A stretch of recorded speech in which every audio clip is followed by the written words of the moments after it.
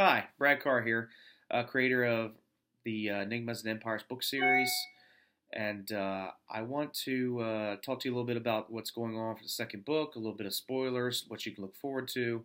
If you have not read the first book, Enigmas Empires Book One, it's called The Elisha Amulet. You can buy it on Amazon, Barnes& and Noble, or any other website around that sells books. It's in hardcover, paperback, and it's in Kindle.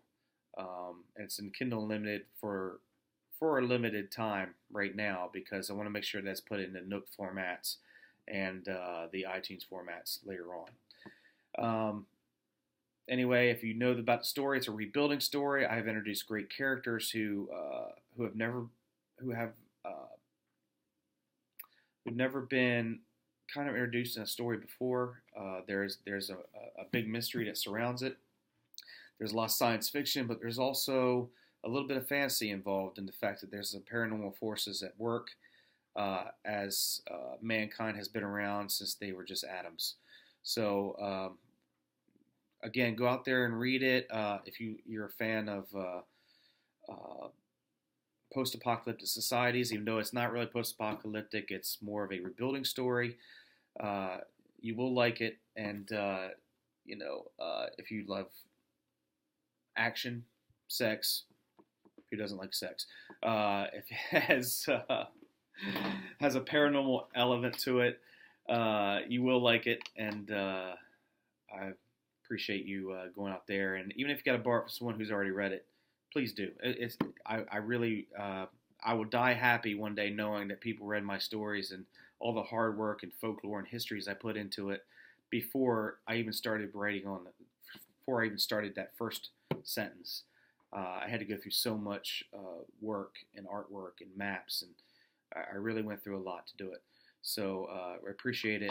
And if you have not read it, spoiler, I'm getting ready to talk about the second book. You might want to turn this video off right now. 3, 2, 1. Okay. So the second book, we're going to start with Leah. Leah is all grown up. She's a biologist for one of the outposts over in Mitten, and she is coming home to visit her mother, Mona, and her stepfather, Bracky Vol.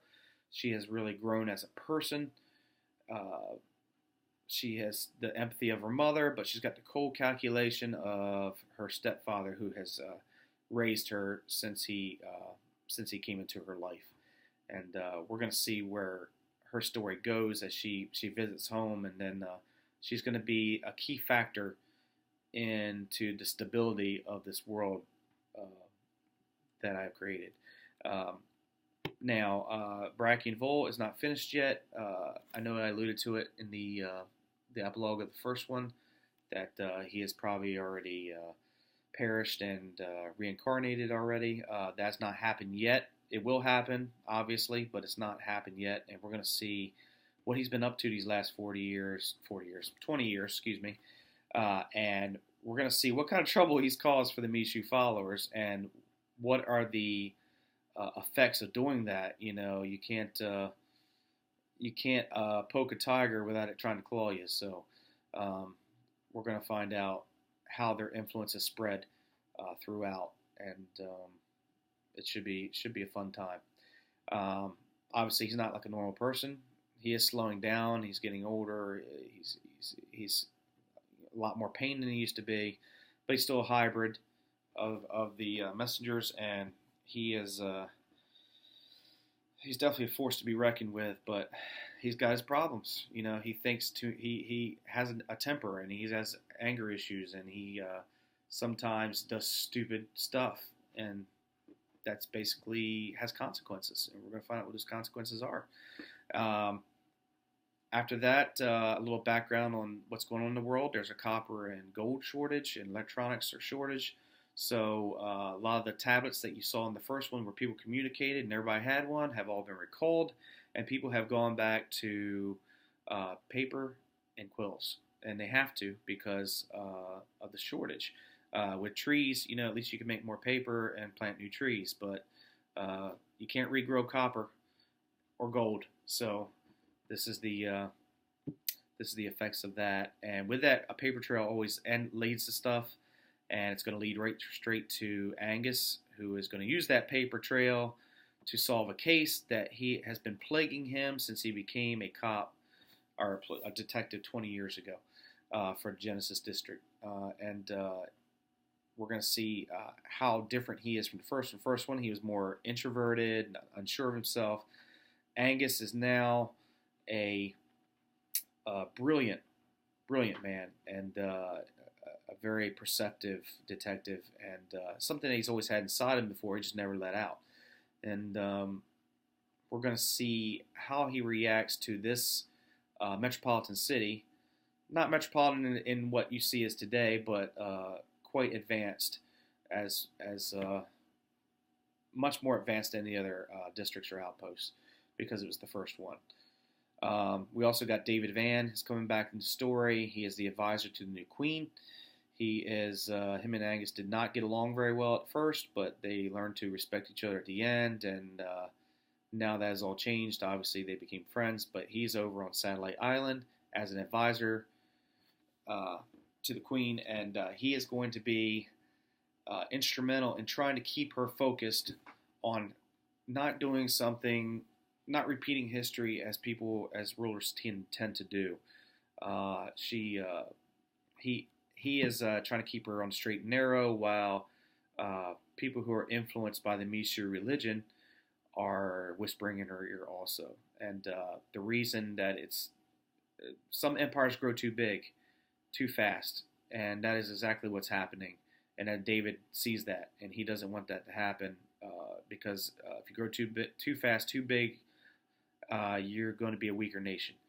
And when they travel further south, they find out that they're not the only ones who live in this post-apocalyptic society. There are natives now, and they did not know they were there before. And there are consequences for messing with people who have been there for generations. And you can't just come take what you want. And David's trying to steer her from that. And with that, part of that, we're going to see the side of the native peoples further south, and that's going to be the main character of that. It's going to be Dosh, and Dosh Lunahammer is a force to be reckoned with. Starts off as a nice, decent man, but as you know, that circumstances can turn a man cold and cruel and mean. And you're either going to understand him fully, because life's not a black and white area. It's gray, and I don't know if you could call him a villain, because I don't know if he's really going to react in the way that any of us might react when our world comes crashing down on us. So he's going to be a very interesting character for the series. And next, we got Fraser Vole, Angus' son, who was supposed to join the Capital Kingdom Navy. He's no longer part of the Navy. He is now a smuggler on the high seas. So it should be kind of fun to see where he goes. And as a little side note, on my first book, I tried to include people who have physical disabilities. In the second one, there's going to be at least one character who has autism, and I'm going to try to focus on this person's worth to this story, and how they come about being beneficial, and try to do this in an honorable way. I have researched this, and I've also interviewed a few people who are affected by autism today to try to get a little background on it, because it's not affected my family personally, but I wanted to make sure I don't tell it in the wrong way, and really bring the point that these people are very instrumental in the future of mankind also. So that's going to be that. And we're going to find also in the Genesis District, along with Angus's story, Reeves has come back. Reeves is still there. And also May. But May is now working for a mobster who you would not expect to be a mobster, but she has her and Angus have kind of went their separate ways, and there's a good reason for that. And she is totally opposite of what Angus would approve of, because Angus is very conservative and straight and narrow and believes in the law, and May does not, and neither does Angus's son Fraser, obviously, who is now a new smuggler. So I hope it's interesting enough. I hope you enjoy it. Also, forgot to mention, the Messengers always messing up something, or so it seems. Interfering with mankind when they're not supposed to be. That is Mishu, and pretty much Mishu is like that. And we're gonna see what happens when their influence is getting stronger, and can humanity rise above that? And we're gonna find that out. So again, thank you for listening, and I hope you enjoyed the first one. I hopefully will be done with this book by the late summer, maybe early fall. Again, if you don't have it, go get yourself a copy. If you don't have it, you probably shouldn't have been listening to this message to begin with, because I just gave away some stuff and then ruined it for you. So thank you very much.